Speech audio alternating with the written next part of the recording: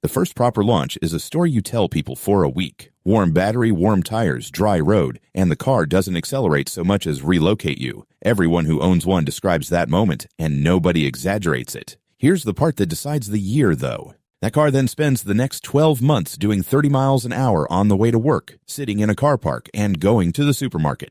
And the bills it generates are the bills of a 1,000-horsepower machine anyway. That gap between what the Plaid can do and what it actually does is the whole ownership story. A quick word on method, because it's the only thing that makes this channel worth your time. I have not driven a Plaid. I don't take press cars. What I've done is read a year's worth of what owners wrote. The forum threads where people compare tread depths, the service invoices, the reliability survey comments, the regulator filings, and the long posts written by people who'd had enough. Where the evidence is thin, I'll say so.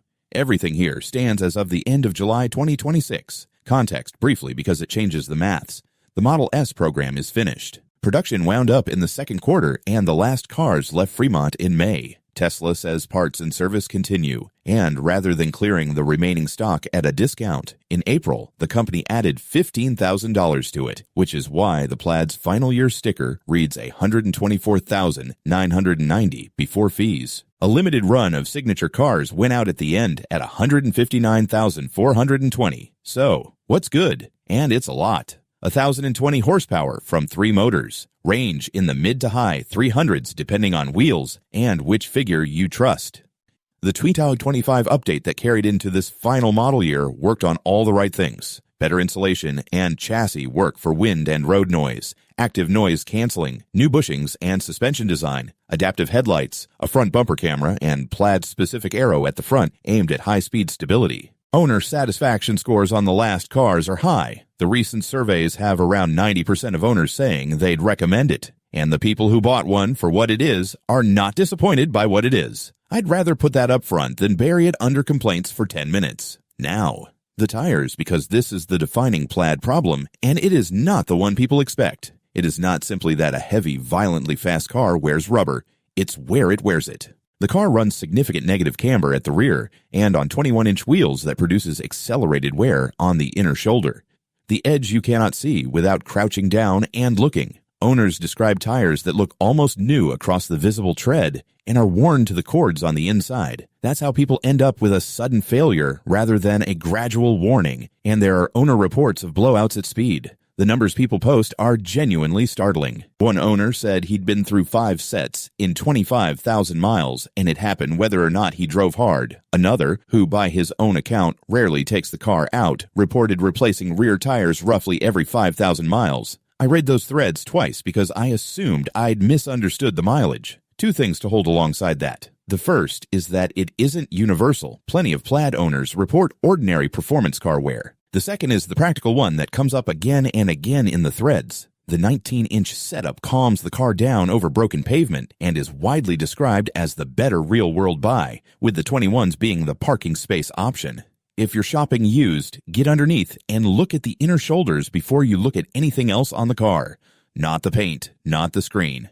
The inside edge of the rear tires. Brakes next, and this only matters to some of you, but it matters a lot to those people. The standard brakes are the limiting factor when you genuinely use the performance. The physics are unforgiving. Rotors and pads on a heavy car at speed can reach extraordinary temperatures, and the factory brake fluid has a boiling point far below what sustained hard use generates. Heat keeps transferring into the fluid even down the straights while the rotors cool. The result owners describe is a long pedal, and in the worst documented cases, no pedal, including a well-publicized incident where a modified Plaid went into the barriers at high speed after the brakes failed, with the owner saying afterwards that he'd upgraded the hardware but left the fluid alone. Tesla's own answer tells you they know. Track mode now includes a critical brake temperature warning, and there's a factory carbon ceramic kit. Carbon silicon carbide rotors, forged calipers, high temperature fluid at $20,000 US. $20,000. That's not a criticism of the car so much as an honest price tag on what repeated hard track use actually costs. I'm not going to tell you what to do about your brakes. I'm not a mechanic, and this isn't that channel. What I'll say is that if you intend to take one on track, the fluid and the pads are the conversation to have with someone qualified before the first session, not after. Cold weather. Early Palladium generation cars produce scattered reports of suspension noise in deep cold related to the adaptive air suspension. I found nothing suggesting that's a pattern on the revised late setup, and the 2025 bushing work was aimed at that area, flagging it, not claiming it. The bigger cold climate problem is simpler. Summer performance rubber on a rear-biased 1,000 horsepower car is not a winter proposition, and a second set of wheels and tires is part of the purchase price in Canada or Scotland, not an accessory. Heat.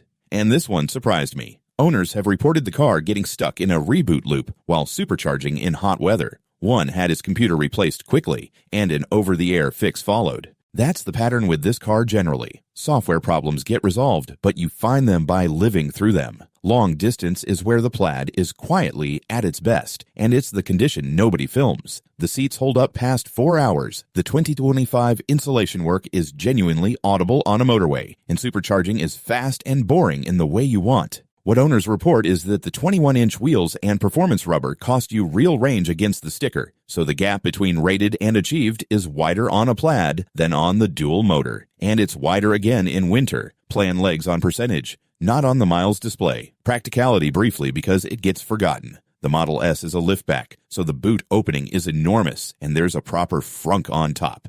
Rear headroom is tighter than the shape suggests for taller passengers. Families moving from an SUV mention that. Almost nobody mentions the luggage space, which tells you it's fine. Daily driving. The rattles are real and specific. Multiple owners report a rear passenger seat rattle and a low-speed rattle that appears around 38 to 42 miles an hour under gentle acceleration, which some owners were told was normal. On 21s, broken pavement makes the body feel busy at low speed. And the yoke. Most buyers now take the round wheel, and one owner reported the covering on their yoke wearing through in under 10,000 miles. None of that is catastrophic. All of it is the kind of thing that grates on a car costing this much, and it's the gap between this and a German saloon that owners keep circling back to. On the official record, the Model S carries the fleet-wide campaigns you'd expect, including hood latch detection fixed over the air and an airbag horn pad issue on certain 2021 to 2024 cars where the horn may not sound. Separately, on the 23rd of July, U.S. regulators declined to open a defect investigation into Tesla's door releases and instead began industry-wide rulemaking on emergency egress. No defect finding. A long process. What's useful today is knowing where your manual releases are, front and rear. Run your VIN through Tesla's or NHTSA's lookup for the rest. Warranty position at 12 months is worth thinking about because it's the window where the annoying things are free. Basic vehicle cover runs 4 years or 50,000 miles in the U.S., with battery and drive unit covered 8 years. The genuinely expensive items on a Plaid out of warranty are the ones you'd expect. The pack, the inverters, the third motor. Consumables like pads and tires are more reasonable per unit. It's the frequency that gets you. So the rattles, the trim, the suspension noises, anything you've been telling yourself is just how the car sounds. Get them written up while somebody else is paying. Money. And this is where Plaid ownership has historically hurt most. The car has depreciated hard. There's a much-quoted forum post from an owner who bought at $129,900 and found 2 years and 18,000 miles later that the best offer he could get was $74,000. Another reported an appraisal of $88,000 on a car he'd bought for $170,000, including options and taxes. Both blamed Tesla's own price cuts, which is exactly what happens when the new price falls underneath you. What's changed is that there is no new price anymore. With inventory gone, late cars have reportedly started attracting a premium. Whether that's a floor or a temporary squeeze, I don't know, and nobody honestly does yet. Add insurance well above a normal saloon, and tires at the rate above, and you have a car whose running costs are entirely predictable and entirely front-loaded onto consumables. The ex-owner, and it's a useful one because he wasn't a hater. He took delivery in late 2021, loved the speed, and then the enthusiasm wore off and he started noticing things. The tire wear was his breaking point. 5 sets in 25,000 miles, the inner edges going first regardless of how he drove. He said he wouldn't buy another Tesla. Separately, an owner on the forums described selling a 2021 Plaid back to Tesla as a lemon, which he said the company handled without argument, then seeing similar warnings appear on his replacement 2022 car. Be fair reading both of those. They're early cars, and several of the specific software complaints have been fixed since. But the camber geometry that drives the tire wear is not a software problem, and that's the one I'd want you to check on any car you're looking at. So, A year in, the Plaid is a genuinely extraordinary machine